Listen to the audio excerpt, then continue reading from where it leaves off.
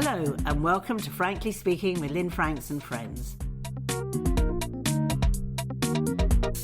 I'm Lynne Franks, your host, and this week I sat down to an incredible conversation with my friend Sophia Swire, social entrepreneur, founder of many social initiatives including the Future Brilliance Afghan charity and her latest project, GEDI, her global women's investment fund. We discuss using education as a powerful tool for creating positive and radical change for good in the world. We also talk about how investing in women's businesses will save the world and the climate, and Sophia's passion for impact and building a sustainable livelihood for others. Friends, and today I'm with a very good friend of mine. I'm so pleased that she's found time to come onto my podcast. Sophia Swire, I've been asking you for months. You are so busy. You are traveling all the time. And I've managed to catch you on a very, very brief visit to the UK. How many countries have you been in the last 12 months? Do you even know? I know I haven't counted. No. Quite a few.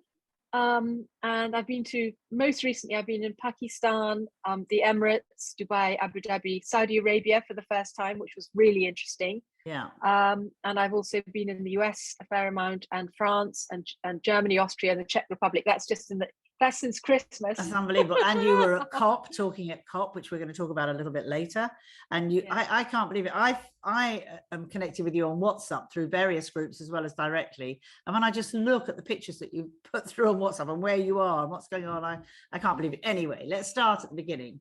So we've known each other. We were just working it out, probably not far off 30 years.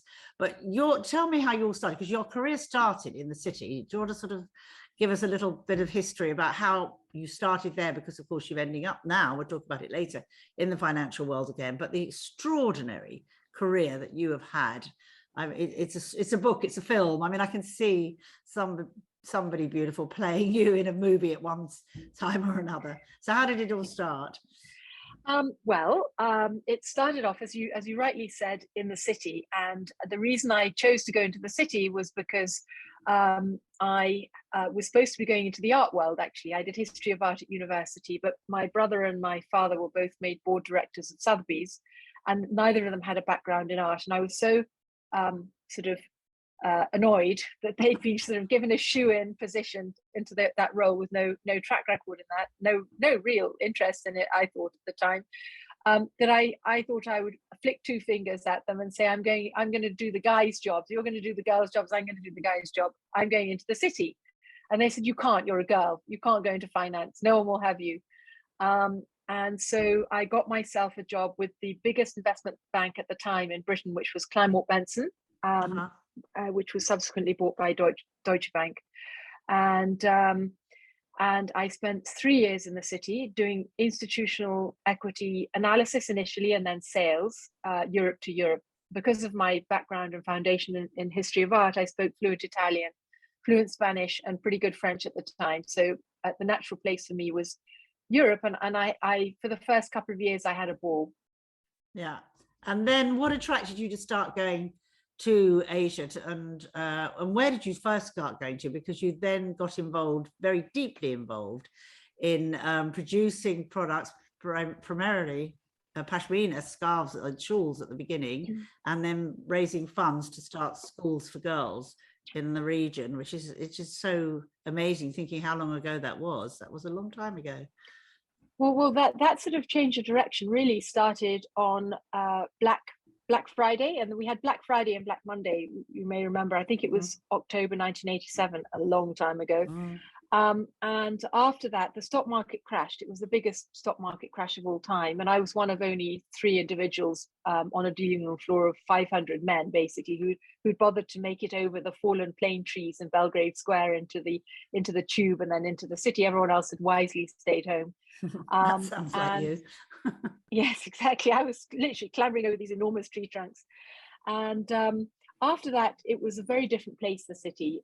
Before that, it was all sort of yuppie time. You know, we would go out for champagne lunches, and I'd go away for long weekends and skiing in Verbier, and we would dance all night. And you know, it was the golden age of the yuppies. And then after Black Monday and the stock market crash, it was a very different place. There were no more long lunches, and you Parties had your had stopped. That's right. It was it was the Wolf of Wall Street time, and you couldn't really be seen away from your desk from 7 in the morning until 7 at night, and it became a brutally competitive and unpleasant place to work. And one day my boss came to me and said, "I'm taking all your top clients." And I said, "You can't do that." He said, "I can do whatever I want. I'm your boss." And he said, "It's a dog eat dog world, each man for himself." And I found myself fighting tooth and nail for something that I didn't believe in. And I had a sort of a presence on my shoulder tweeting into my ear saying, "You should use your fight for something that you actually believe in, that you feel has some positive impact." So before the end of that argument, I had decided that I was going to resign and move to the Hindu Kush and become an aid worker or a war journalist.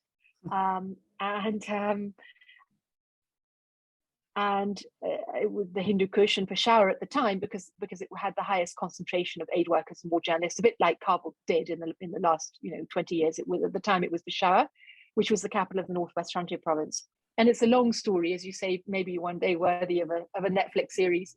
And but pretty dangerous for a young blonde English girl, even then, wasn't it? At that point in Hindu Kush. In the Hindu Kush, yeah. I mean, it was. I don't know how dangerous it was. It was. I mean, for somebody who was relatively naive and not prepared, it was definitely a surprise. Yes, I mean, having got through the jungle of working in the city in the 80s, and then you went off to, yes, a very far land, and so typically you threw yourself in it. Wearing my little shouldered suit, totally inappropriately dressed, and so anyway, a long story that we won't go into now, but one day I will, no doubt. I ended up in Chitral, which is a very beautiful landlocked principality. It was independent until 1969, so it has its own language, its own culture, and I'm still very, very close to the royal family there. And we set up at the request of the local deputy commissioner, Major Javed Majid, who, by the way, is joining the board of Future Brilliance Pakistan. So it comes full circle there as well. Major Javed Majid, who was the deputy commissioner at the time, had decided that he wanted to set up a school because he had a couple of children who he didn't want to send what they used to call down country. He wanted to educate them locally, and there was very, very high rates of illiteracy for both men and women in the region. They only had government schools with 100 children per class. And this was in Pakistan? Pakistan, right up on the Afghan border. Right. Yeah. So the rate of literacy for women was less than 3%. It was like 2.8%, I think. And it had one of the highest infant and maternal mortality rates in the world when I arrived on my 25th birthday. And so he tapped me on the shoulder for reasons that I won't go into now, but I will one day, and said, "You look like the kind of girl I need to help me set up a school." And so I thought it was kismet. I thought it was heaven sent. And so I said, "Okay, what do you need?" So he said, "I need you to bring out some of your friends from university and, some of your other fellow English people. And I need you to bring out books and equipment." So I went for a short walk in the Hindu Kush after that first meeting with the people that I happened to be traveling with, and then worked until Christmas, picked up my bonus, walked into the chairman's office and said, "I'm resigning." He said, "You're out of your mind. I'm firing everyone else. I'm not firing you. Why are you leaving?" I said, "I'm going off to help set up a school in the Hindu Kush." He said, "You are really out of your mind. These are the years that should be spending having fun and finding a suitable husband or something like that." As in those days, you could say what you wanted, I guess. Maybe not anymore, thank God. So I said, "No, I've made up my mind," and I took the check, cashed it, and went and bought 300 kilos of school books and equipment. Persuaded my best friend from university and my first cousin to join me, and another girl who was a film producer out of Paris had gone on ahead, and there was another girl out there already called Nikki and Juliet. And when I arrived, there must have been around 75 children already, and they'd taken over the guest house of the deputy commissioner, which had been built by the British, an old, beautiful old white painted wooden colonial, on a rocky outcrop with the most staggering view of a mountain called Tirich Mir that is so beautiful that the Alexandrian soldiers, the Macedonian soldiers of Alexander the Great, thought they died and gone to heaven when they arrived in Chitral. They just didn't want to leave. And they mistook this mountain for the thigh of Dionysius, and they drank from the vine because grapes grow widely there, and it's the most astonishingly magical place. It was the inspiration for Rudyard Kipling's book, A Man Who Would Be King. It was based on that valley. And so I had the happiest year of my life to date, and the most romantic in many ways, teaching a bunch of 10-year-olds English and maths and geography and science and Islamiyat. I had to learn Islamiyat and teach them Islamiyat too. And because I wasn't a trained teacher, I also taught them other things that I felt they needed to know, like animal conservation and basic environmental information, which it wasn't really fashionable at the time, but there was already widespread deforestation, and you could see the results of that was additional flash flooding, and there were snow leopard families that lived there, and they were being shot by the farmers because the snow leopards were attacking their goats, and the farmers didn't realize that they were endangered. So I had a campaign to basically educate the children, and the children went back and told their parents. And when I went back a few years later, there were World Wildlife posters all over town, and that they were properly taken care of. The snow leopards are now flourishing there, and they were planting trees left, right, and center. So it's amazing, and it's such a lesson to me, and it was such a lesson really, how transformational education is as a tool, as a weapon for positive change in the world. Mm-hmm. The literacy rate, admittedly, over the course of a generation has gone from 2.8% for women. It's now over 40%. Incredible. And it's partly due to this school. The other and is the school still running now? Yeah, the school has 700 children, more than 700 children. Wow. It's called the Eton College of the Hindu Kush. It has had a female head teacher from the very beginning, English person. Yeah. And Kerry Schofield is currently the headmistress, and she maintains a very high level of education and discipline. So for most people, this achievement alone would be enough for somebody in their life. That you created this school out of nothing, is now doing 700 young people and made changes in environment, and then that's extraordinary. Now, how did you get into the Pashmina business from that? So, first of all, like all things in life, it's not just me, it's a group of people. And you're always brilliant at putting groups of people together. I've never known anybody so good at attracting mostly, well, I'm sure they're also amazing men, but the women I've met that you pull in your life, and we're all there to love and support you because we trust you and believe in you so much. We know whatever you're doing is for the greater good, and we're all there and supporting you every step of the way. I mean, it's amazing the women you've got in your life. All over the world, actually, all over the world. I'm very blessed, very, very, very blessed with the amazingly talented, brilliant, and driven women who are I stand on the shoulders of giants, as they say. One could say that. One could also say that you're a leader of leaders. That's the way I look at it. But anyway, either way round, it's very impressive. So you, yes, sorry. So I was asking you about, because that's when we first met. We met at Sami Ling Buddhist monastery in Glasgow, very strange place for it to be, because there was a little conference there about how to publicize social enterprise, really, and that's when we first met in the early 90s. Charities. It was in charities, and it was like early 90s. And by that time, you've been importing pashminas. You were the first person to bring in those beautiful pashmina shawls from the region, weren't you? Yeah, so I don't know how much detail you want me to go into, but I can give you some background on how that all take as long as you like. Okay, all right. So basically, when I left Chitral, I met a couple of Pakistani pop singers with Imran Khan, who's now the Prime Minister. They were the Donny and Marie Osmond of Pakistan at the time. They were called Nazia and Zoheb. Nazia and Zoheb Hassan. And they sang like angels. And the very first record that they ever released sold 60 million copies, such is the size of the South Asian market. And they were absolutely beautiful and adorable and sweet. And they came to me at the dinner. Imran was hosting his mother's camp, and they worried about and we want to do something about it.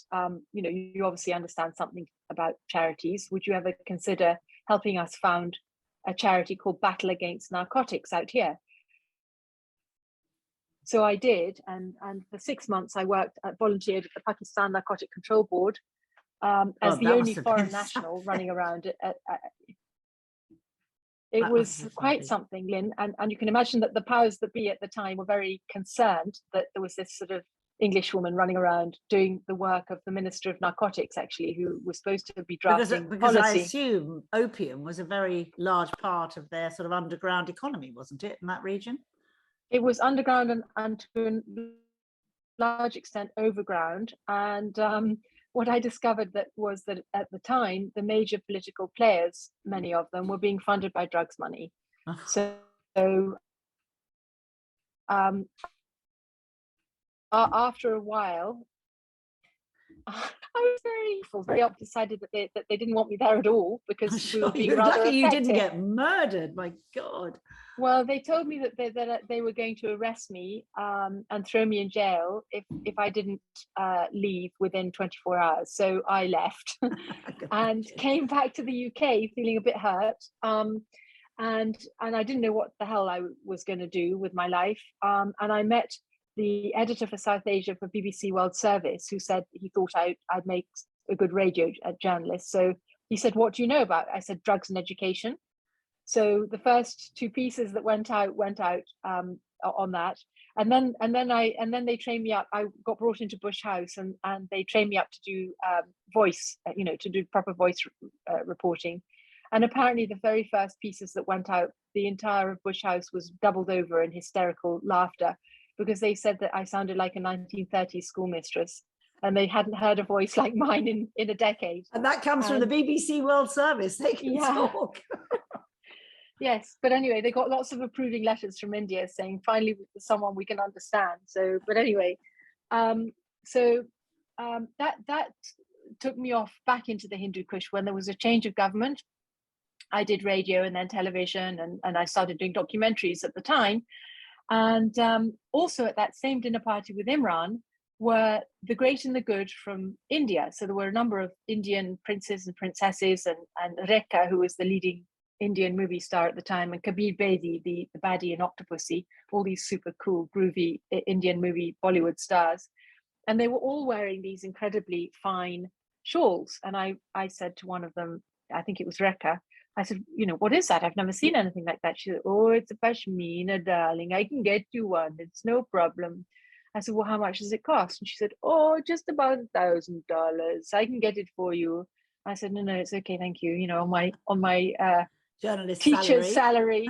Yeah, because I was still in Chitral at the time teaching. Yeah, so I was like on $20 a month or something. I said, "Thank you, but no thanks." Anyway, fast forward to the following summer, and I was attending a ball at a chateau in the south of France, and I see Imran sitting there with a very beautiful Pakistani-looking princessy type female, and I dance up to both of them and start talking to them both in Urdu. I don't speak very good Urdu, but I spoke enough to amuse them. And the pretty girl roared with laughter and said, "I'm not Pakistani, I'm Nepalese." And her name was Renu, and we've remained great friends all these years. And she said, "What are you doing in a couple of months? My sister's getting married, and it's like a royal Nepalese wedding, and you must come." So I said, "I'm in." And so I flew to Nepal, and I happened to be talking about these Pashmina shawls because of Imran. I guess he was the common denominator. And she said, "They're not $1,000. They're made by my friends. I know the workshop, and it's down the road, and I'll take you there tomorrow." So she took me, and I was the first Western woman to walk through the door. And it wasn't the same Pashmina that had been popularized by the Mughal Emperor Akbar back in the sort of 16th century. It was a westernized version that had been produced by this Nepalese businessman who was a silk trader and wanted to get rid of his excess silk. So he combined silk with the local Pashmina cashmere.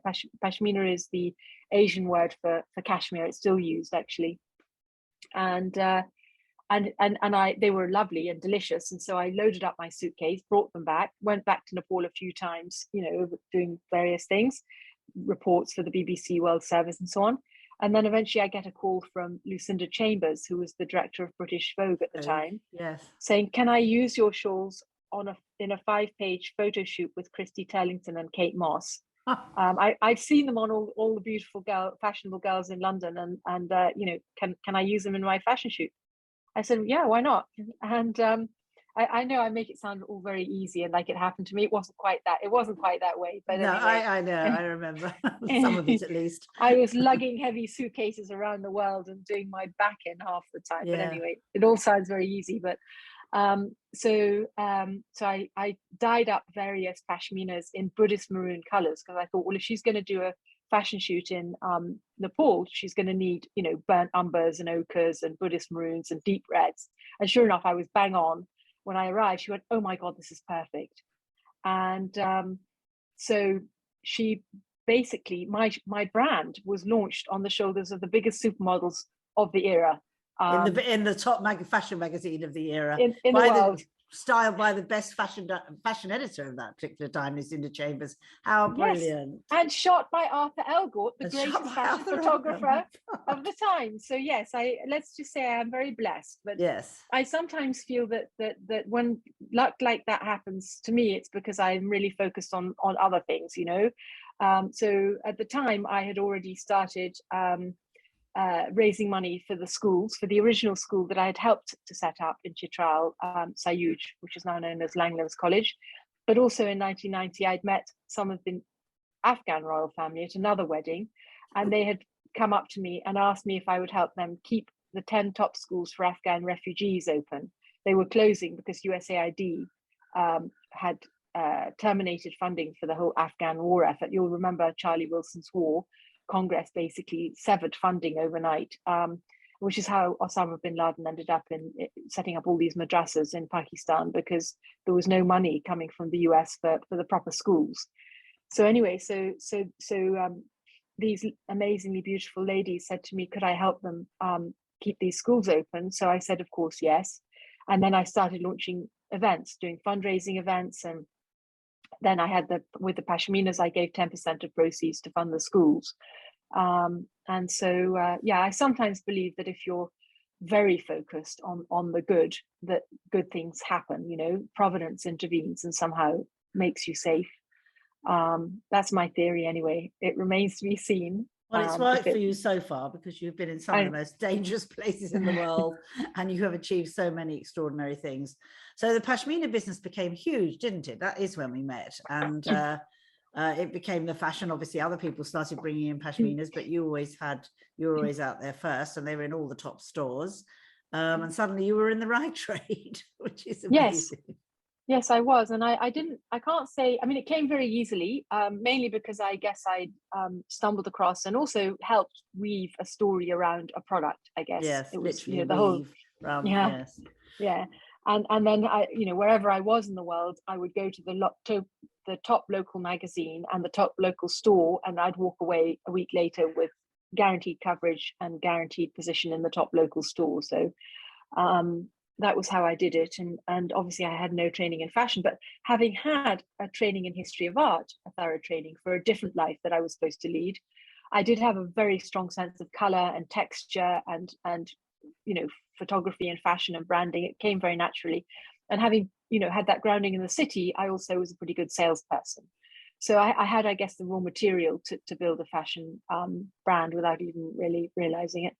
And then I was also making films as well back in the 90s. So the sort of storytelling grew into producing documentaries.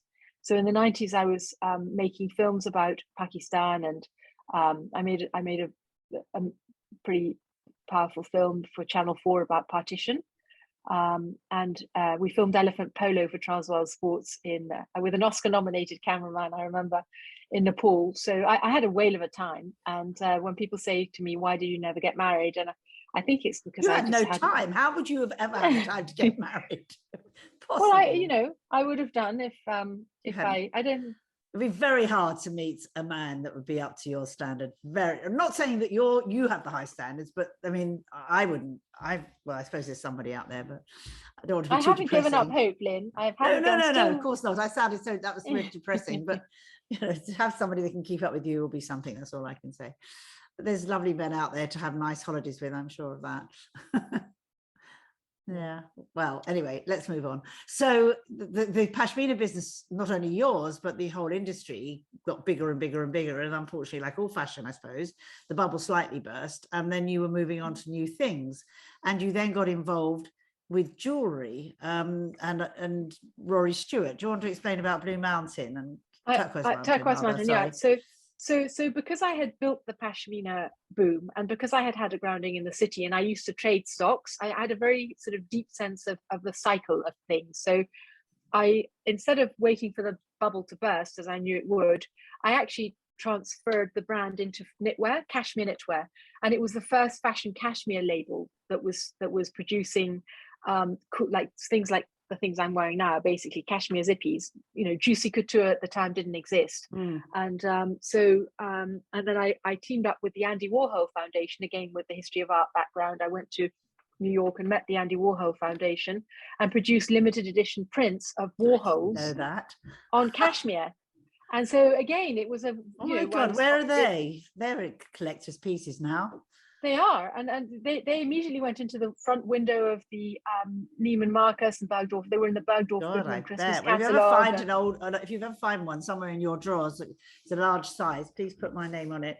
How amazing! I do. The best one was the Marilyn Monroe one, which I had to get. I had to get a contract with both the Warhol Foundation and with the Marilyn Monroe legacy for the right to use it.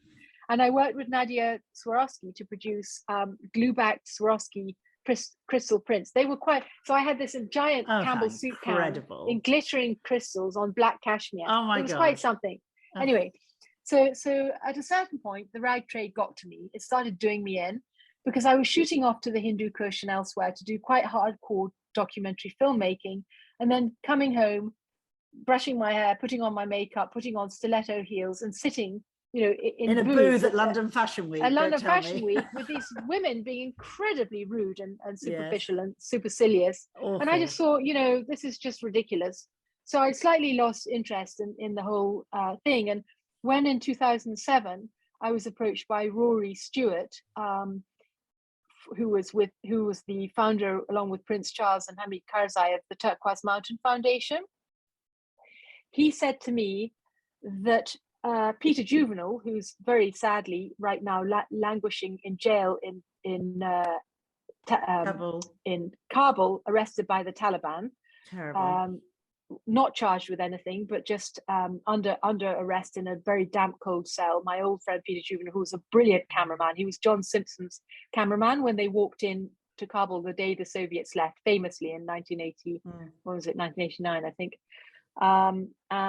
So Peter had been pulling the ear of Rory, saying if he wanted to set up a jewelry school, there was only one person on the planet who could do it, and that apparently was me. So Rory, when I met him, said, "You're coming back to Kabul with me," and I said, "No, I'm not."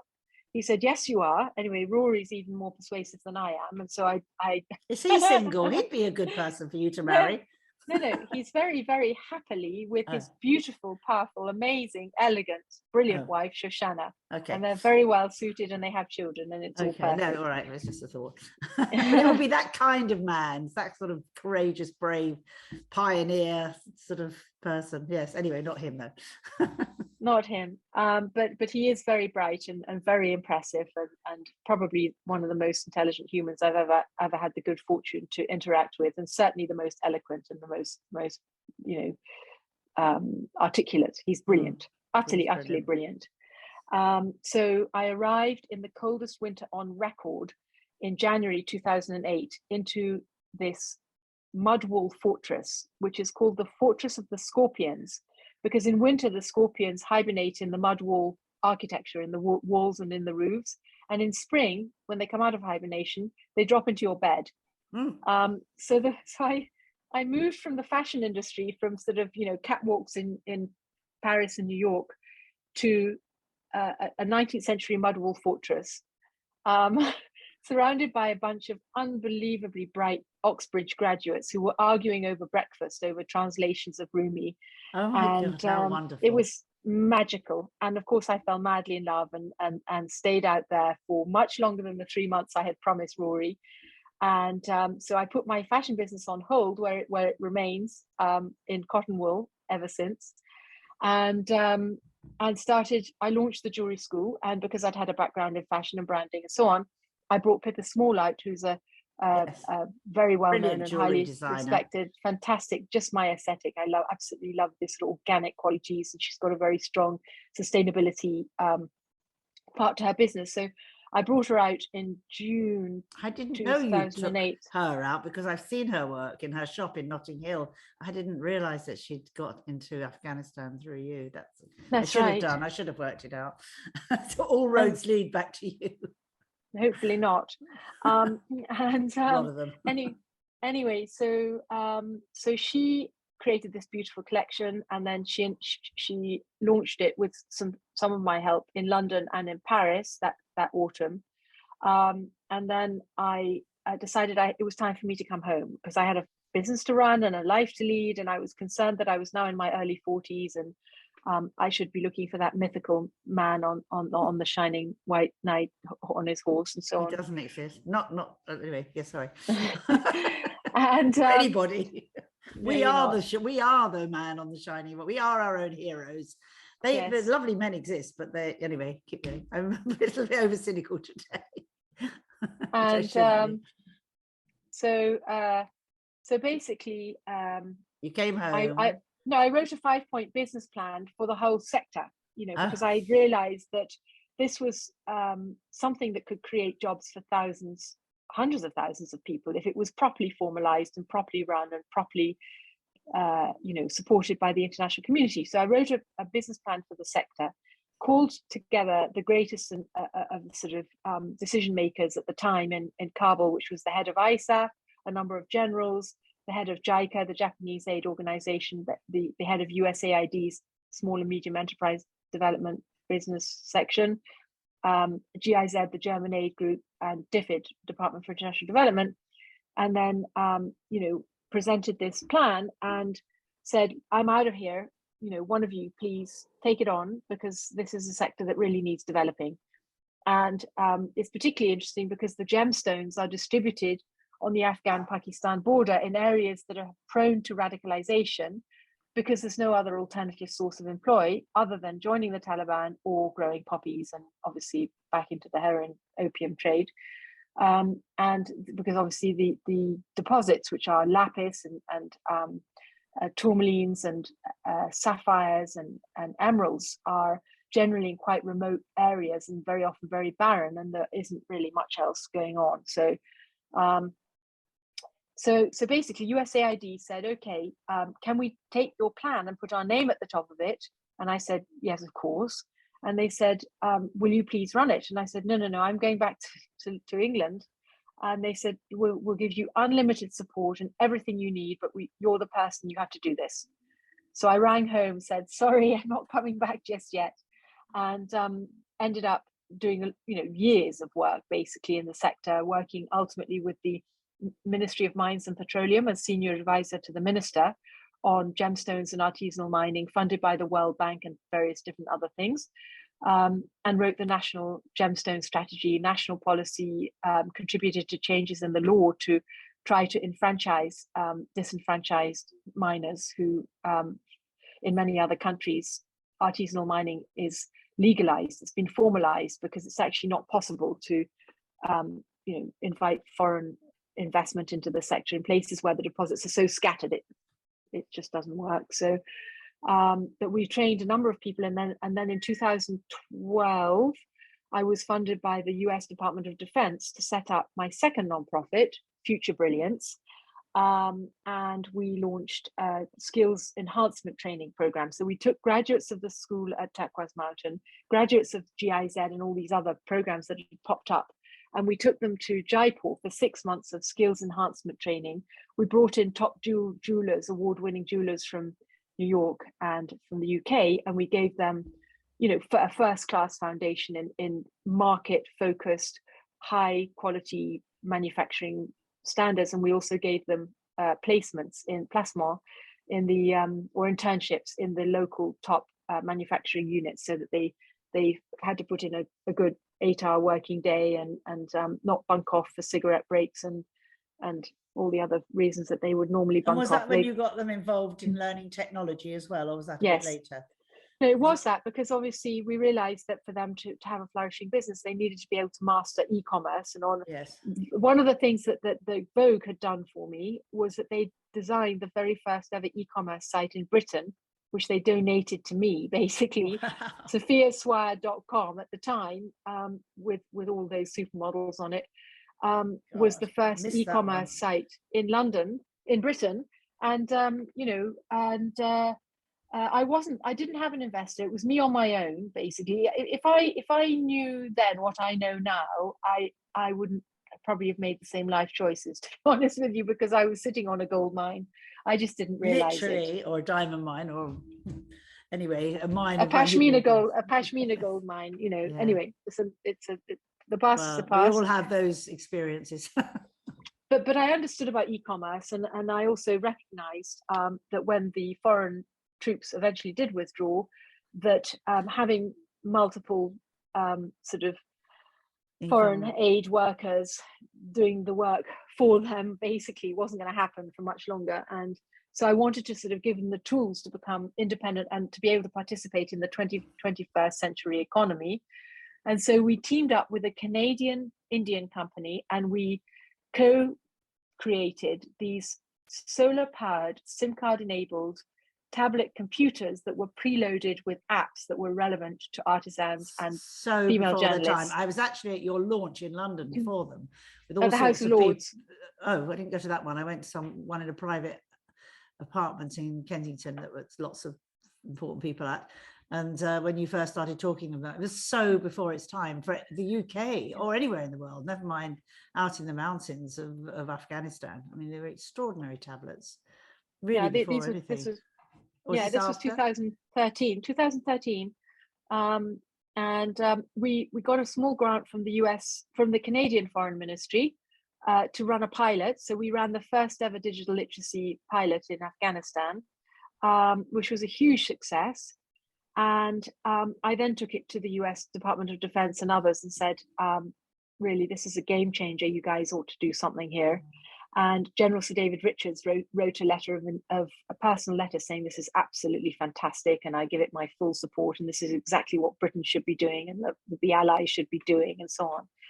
But it was so early that I think some of the elderly statesmen of the time didn't really understand it, and also they were quite nervous about creating armies of cyber terrorists. So they were too nervous to really back it at the time. Now, of course, it's all the rage. And in fact, we're revisiting it right now in a very big way. Good. In both Pakistan and Afghanistan. Anyway, so then my brother Hugo was made a foreign minister around that time. I think it was I don't remember when, around 2013, 2014, he was made a minister under David Cameron. And I was warned that I was a sort of tasty morsel for for the criminals of the world, and that I should probably come back and do something more sensible. So my brother really encouraged me to go for politics. And so I ran in the European elections in 2014. Did you? I missed that one as well. And I did it partly to get over my white knuckle fear of public speaking, because so many women are absolutely held back, I believe, by their fear of eloquent at public speaking. But anyway, whatever training you got there obviously worked. But on the job, last thing I could see you doing is being a bureaucrat in Brussels. My God. So I met a number of the MEPs in Brussels, and they said, "What on earth do you want to become an MEP for?" That was boring job ever. Apart from eating lots of mussels and pastries. I mean, God. No. Well, I wanted to find a way to continue to have impact in the world, but also to try and keep my family happy and have a sort of a solid income and a pension. That my family are very worried that I don't have a pension. And so, but at the time, this was around the time that Nigel Farage was winkling his way in. Yes. Yeah. And I saw a lurch to the right in the Conservative Party, and I didn't feel terribly aligned with the emerging populism that I saw happening. So I thought, this is not for me. And so I slowly extricated myself from that and started advising tech companies and startups and venture capital funds on their ESG impact side. Because I guess now I've got now it's a 30-year track record. At the time, it was maybe more than 23 years track record in actual hands-on, tangible impact, real impact, not greenwashing, not pinkwashing. No. So they brought me in. I took on some advisory roles, and then I started considering going back into finance. I was watching with interest the growing ESG CSR sector, and thinking that maybe that would be something I could do. And then when the Me Too movement broke back in, must be 2018, was it? Yes, then all the reports and the statistics started coming out around lack of access to finance for female founders like me, basically. And I had actually gone into the city at one point saying, let's get this show on the road properly. And I'd had very nice, handsome male investors saying, shouldn't you be thinking about getting married? Your time's up, girl. But GEDI, so you started working towards what you have now created and named as GEDI, I guess, from about then. And GEDI stands for what? I know you told me. It stands for Gender Equity Diversity Investments. And it was really born as a result of, reading around this subject matter and understanding that there was a role to play for someone who had been a company operator and had set up tons of businesses and had a, firm foundation in finance and investing, and a global network. Because what I read was that females flourish not only when they're given checks, and women are over-mentored and underfunded, but also when they have the support of the network effect, which after all men have had, the old boys network. Absolutely. They've had that since time immemorial. But women historically have not always wanted to work with each other and wanted to support one another. And I think that is changing. It's definitely changing. It was women that made it in a man's world, felt that they weren't really there to help other women up the ladder. And that's old school, but it's how it was up till, say, maybe 10 years ago, when women suddenly woke up that if they came together, and I was always part of those early networks, not necessarily financial networks, but just business women networks. If we came together, we can do so much more than we can on our own, and we can support and understand and collaborate in so many ways, which is what you've done with GEDI. So GEDI is, explain exactly what it is then. Okay, so basically, all these female entrepreneurs started reaching out to me on LinkedIn and Instagram and Twitter and so on. I guess I was speaking at that point on various conferences, including South by Southwest and so on, about what happens when you invest in a woman as opposed to a man. What happens if you educate a girl? What happens if you invest in her business as opposed to investing in a male's business, based on my own experience and obviously reading all these reports. And so female founders identified me as somebody that should be helping them. So they started writing to me saying, will you join my board? Will you introduce me to investors? Will you invest in my company? And so it was really a response to that I started looking into whether or not someone with my track record even had the chops to set up a venture capital fund. And I've learned so much in the last couple of years about how challenging it is for people, for anyone to set up a venture capital fund, but particularly if you don't have a 20-year or even 15-year track record in venture capital, with all of the traditional things that LPs, limited partners, or investors look for, which is that you've invested in 20 deals, you've had maybe 5 exits, you've led half of those, or whatever it is. Those are the sort of boxes that have traditionally needed to be ticked. Traditionally, yes. Which is why the problem is systemic, because more than 97% of founding partners in VCs all over the world are white guys, and only 11% of decision makers in private equity and venture capital groups around the world are females. In other words, they sit on the investment committee. And when women are in those positions, they are more than twice as likely to invest in other women. Otherwise, we all suffer from biases. Even I do at this old age, with all of this experience, and we are consciously or unconsciously drawn to and trust in and have confidence in people who look and sound like us, or people who we're very familiar with.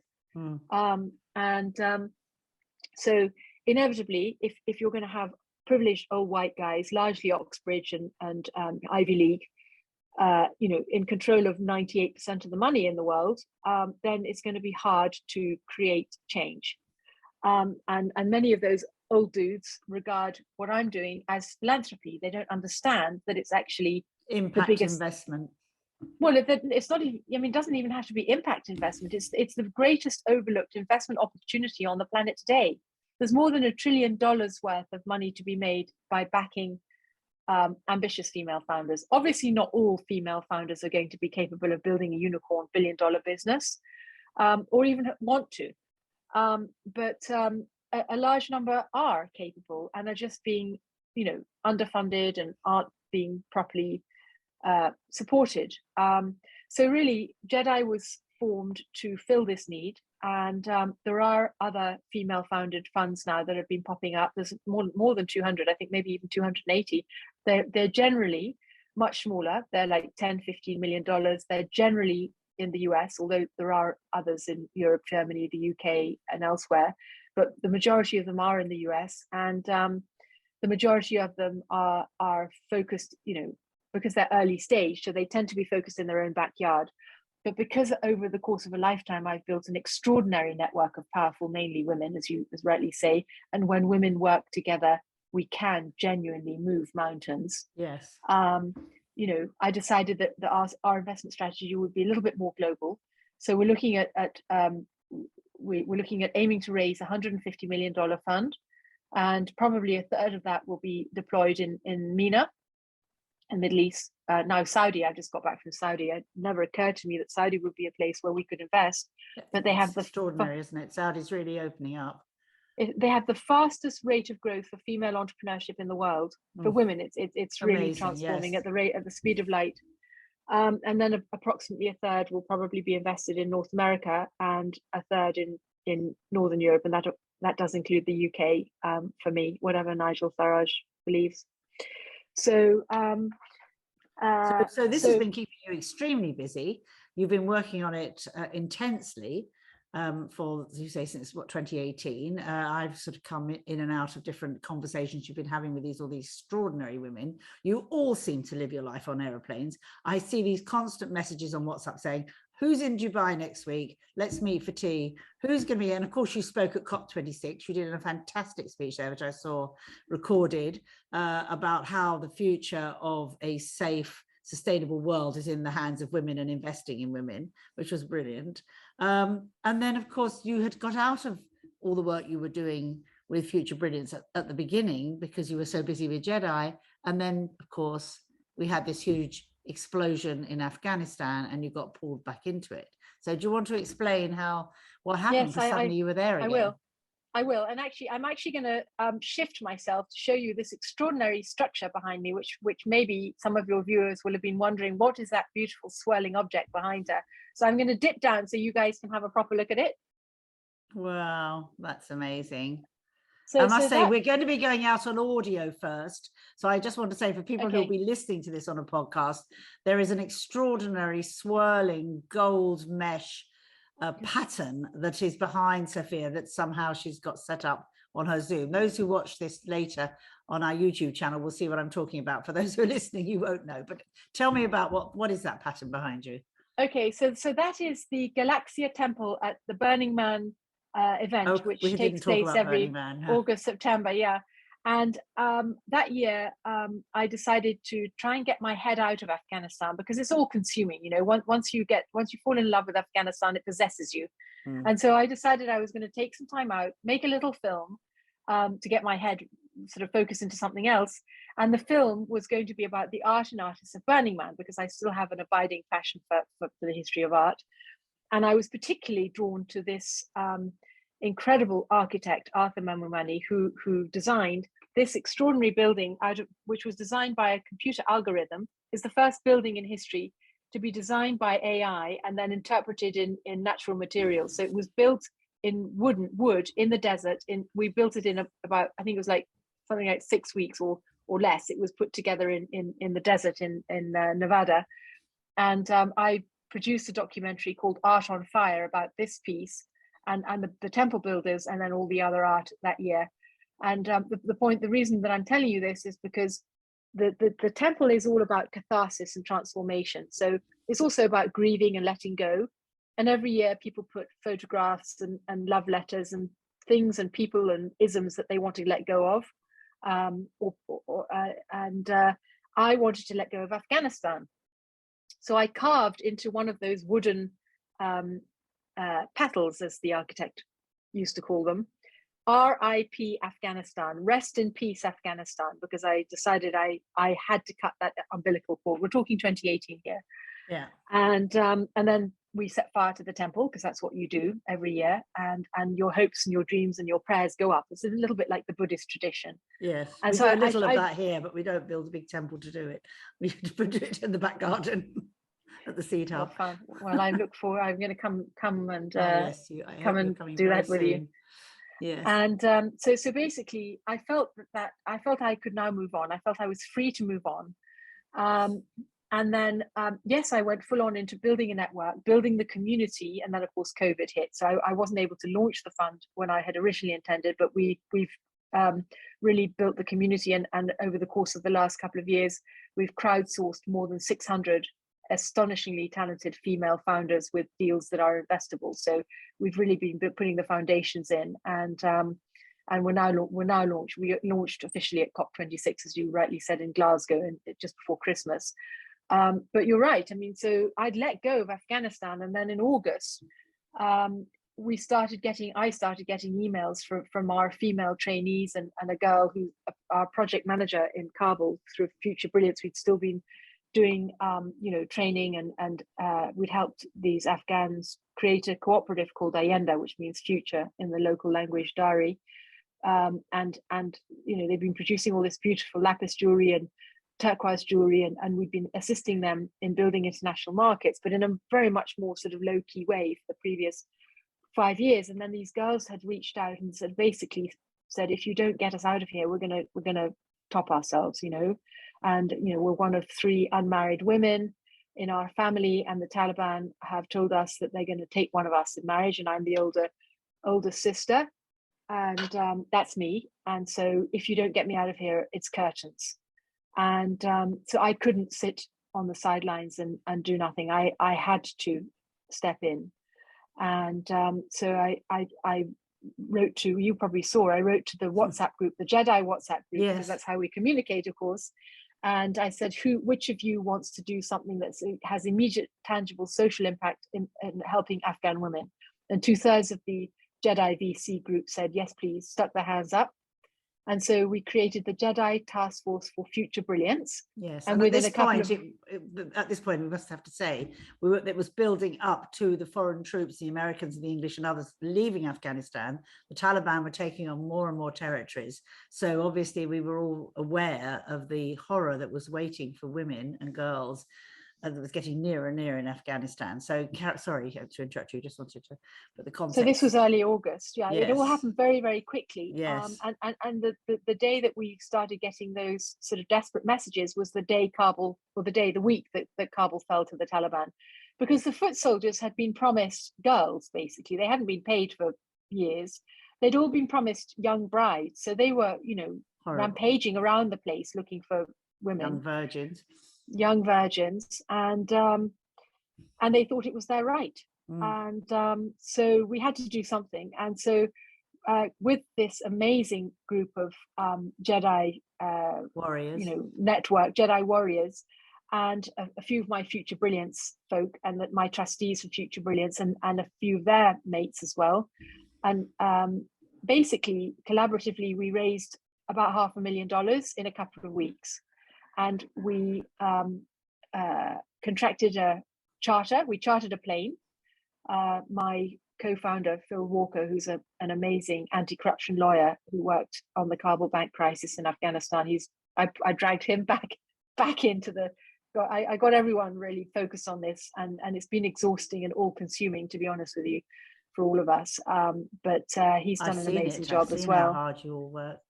and Weiss Kais, who's my co-founder of Future Brilliance UK, and then and then we've got this incredible Afghan team. That's what's really made the difference. The former executive director of the Ministry of Mines and Petroleum, who was my boss back in 2012, 2013, when I was working with the World Bank at the Ministry of Mines, he is now our chief executive officer. I brought him in because I realized I needed to remain focused on GEDI, and that I would never be able to do both. I mean, there was just too much at stake. So he now is heading a team of 13 paid Afghan nationals and 50 Afghan national volunteers who are reporting to the 13 paid Afghans. So we actually have a small army now. We've got And where are they all based? Are they all over, or? They're between Afghanistan and Pakistan. So we have 63 troops on the ground who are dealing with multiple different things, including an orphanage. We were approached in October by a man who told me that the money for this orphanage in the north of Afghanistan had ended in August, and these kids had gone out onto the streets and they'd been raped by Taliban foot soldiers in return for bread. And it was such a desperate story that I turned to our board of trustees and I said, can we please do something about it? And initially it was, we can't afford to.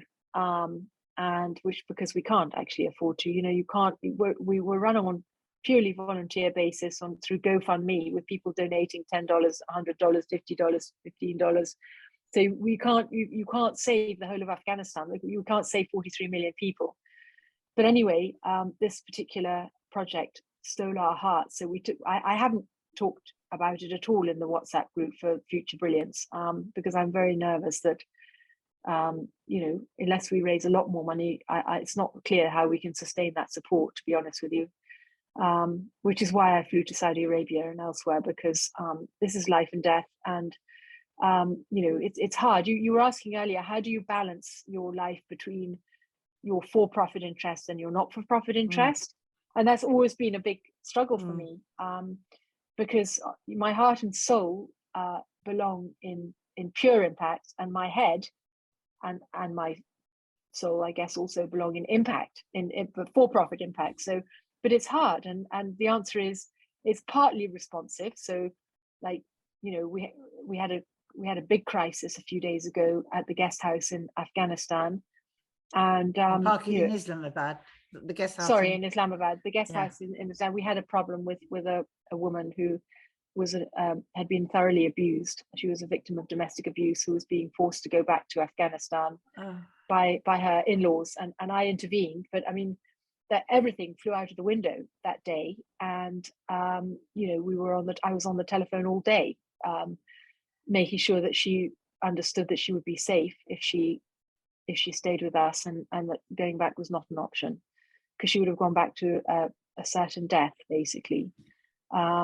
And so anyway, it's a heavy burden to carry, and it's been utterly exhausting and utterly energizing. You're in, so you've got this halfway house in Islamabad in Pakistan, where you've helped a lot of people. The organization Future Brilliance has helped a lot of people get over the borders, now waiting for visas. I know, because as you know, through you, I'm mentoring one of the young women there.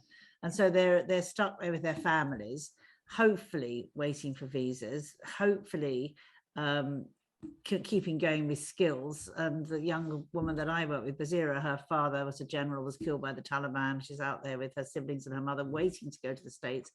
It's a heartbreaking situation, and there is only so much funding that can go towards these situations, as we were talking about before. So there is constant, which is what, hungry baby bird waiting for mum to come with the food. That's right, and that's one of the reasons I flew to Saudi Arabia about a month ago, to start to speak to some of the foundations and trusts there, because obviously they have a vested interest in stability in the region. And we're registering Future Brilliance as a Pakistan NGO as well now, in order to be able to deliver impact projects in Pakistan. We were talking earlier about the digital literacy project. So we are working with the KPK government, which is the former Northwest Frontier province, to develop a $40 million+ digital literacy to jobs in Silicon Valley project. Wow. And we hope to be able to replicate that on both sides of the border. And then if we're allowed at the Humanitarian City, which is the camp in Abu Dhabi, where they have 12,000 Afghans with nothing to do, twiddling their thumbs. And that's all, that'll all be delivered through EdTech and these remote learning platforms that are popping up everywhere, largely founded by women. And many of those companies are investable. So that's where there's a connection between GEDI and Future Brilliance, that we may actually end up investing in some of the companies where products and services are deployed to solve age-old problems using 21st century solutions. Brilliant. Brilliant. I can see from my outside situation of looking in that makes the most perfect sense. And because you're super smart, you know which of the products and which of the projects will in fact help people and make money at the same time, which is what I guess most women investors would love to see. They're not looking to put money into weapons or something unhealthy. They want to invest, and of course all of them would like to make money out of it, but they want to do it in a way which is going to help others. That seems to me to be a sort of pretty general feeling about investment. It's true, Lynne. Investment. It's true of investors, and it's female investors. It's also true of female founders. Female founders, because we're women, tend to care more about people and planet. Obviously, there are wonderful male founders having fantastic impact in the sustainability space as well. But on the whole, as a generalization, if you're a female founder, you're more likely to take care of the mental health and well-being of your employees. You're more likely to have a business that is focusing on solving one of the global goals. EdTech and mental health, and these MedTech and FemTech, obviously, these are areas that are heavily populated by talented, ambitious female founders. And there are very few women in the defense industry, I'm happy to say. So you're right. And these sustainable businesses in the 21st century economy, because their customers are Gen Z, and Gen Z customers demand sustainable products, are the ones that are proving to be growing very fast and also will be more resistant and robust in times of economic downturn. They're more sustainable. When women-led businesses are invested, they return more on capital, and they also exit faster. So what's not to love? Why do they exit faster, do you think? Because they're moving on to the next project, or? No, they exit faster because meaning that any company that is invested in by a private equity group or a venture capital group, the plan is to turn it into a multi-million-dollar company, ideally a unicorn, and then to sell it. That's how the investors get their money out. Yes. So if you exit faster, it means you can make hopefully more money and get out faster, which is what investors want to do. But to answer your question in a more detailed way, in a more nuanced way, the reason that female founded businesses exit faster is because we lack the confidence that men have, to, again, a big generalization, but we lack the chutzpah that men have. Yeah. And so a man might write an idea on the back of an envelope and go in and demand huge amounts of $5 million. And a woman will wait, and she's got a minimum viable product, a proven, revenue of a year and this and that. And, and then she says, I am unworthy, but maybe, would you ever consider? And then a man would ask for double the amount of money. So women come to market later, and it may be partly because of that they exit faster, because they come to market with a more mature product. Yes. So, I mean, we've got so much more we could talk about, but I'm aware of time and your time.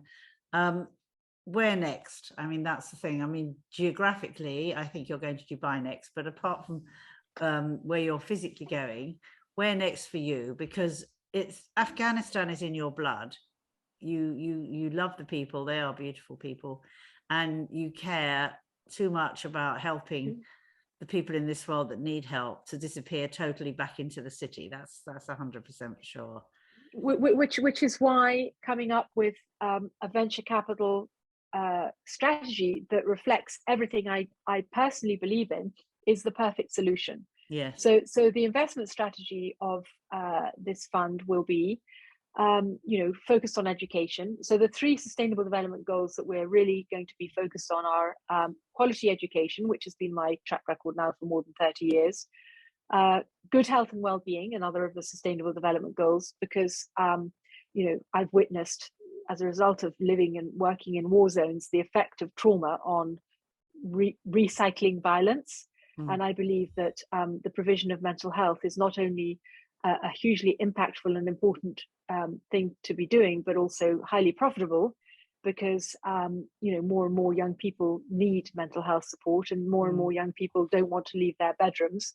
And I'm all working of these on that over here at the moment with young English people in the Southwest, which is fantastic. Yeah. So online therapy, and there are all these incredibly exciting female-founded businesses that are popping up in this space in the US, in the UK, in Abu Dhabi as well. Companies that have approached us for funding. So for me, it hits the sweet spot of basically being able to deploy capital to companies that are well-run, highly ambitious, and hitting it out of the ballpark in areas that I want to continue to have impact in my life, which is addiction. You remember when I told you when I left Chitral, I set up a battle against narcotics, which was all about establishing rehab and detox and mental health, and then education, and then circular economy. So fashion with impact. Like when I had my Pashmina business, I gave 10% to fund all the Afghan schools. So we'll be looking at some of the sustainable, circular economy type models as well. And so I'm hoping that my passion for impact and my passion for a need to build a sustainable livelihood for others and also for myself will come together in GEDI. Yes, I'm sure it will. And it is the future, and you are the future. And as much as I didn't see you getting involved in politics, sitting alongside Nigel Farage from Brussels, I do see that you have an enormous role to play on the true political scale, global stage. There's no question about it. You're already there. You are so inspiring for so many people. I'm very grateful to have had this time with you. And like I say, I so see this movie of this character, this beautiful blonde, long-haired blonde woman that you are, but playing you out there on the mountains of wherever, changing lives. I see it happening. Maybe I should produce that movie. Maybe that's what I should do. Anyway, it has been an absolute pleasure. I'm hoping that all the people that will listen to this very important podcast will get involved. We will be giving information on how they can support through GoFundMe, Future Brilliance, and all the projects that you're doing there.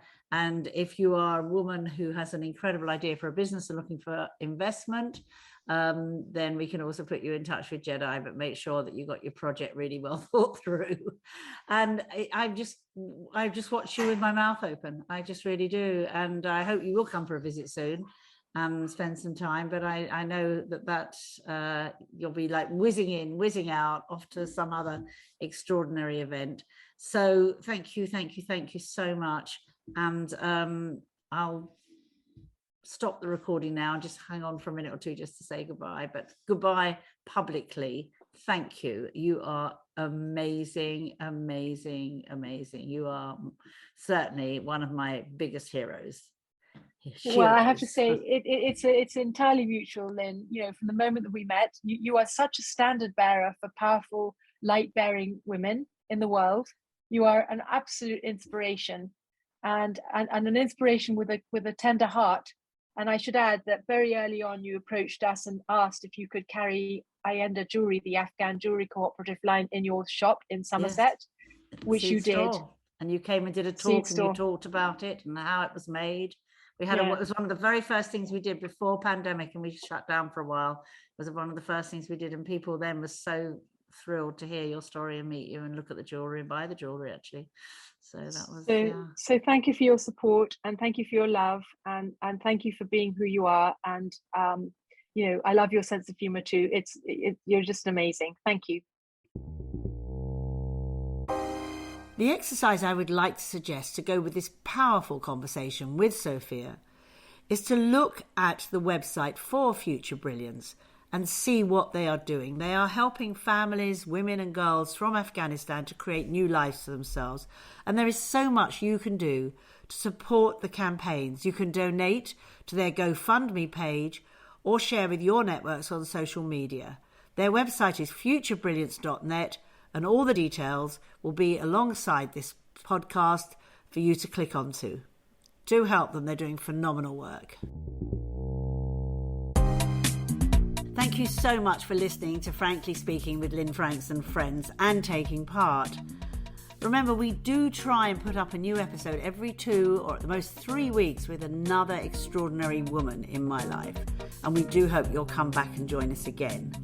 If you like what you hear and want to learn more practical methods to help you plant the seeds in your own empowerment journey, then please subscribe to this podcast, rate and review it. Also, make sure to join our Seed Network if you haven't already. And together with thousands of like-minded women, you can make friends, promote your business, create community initiatives and share your stories. Visit seednetwork.com to find out more. Until then, see you next time.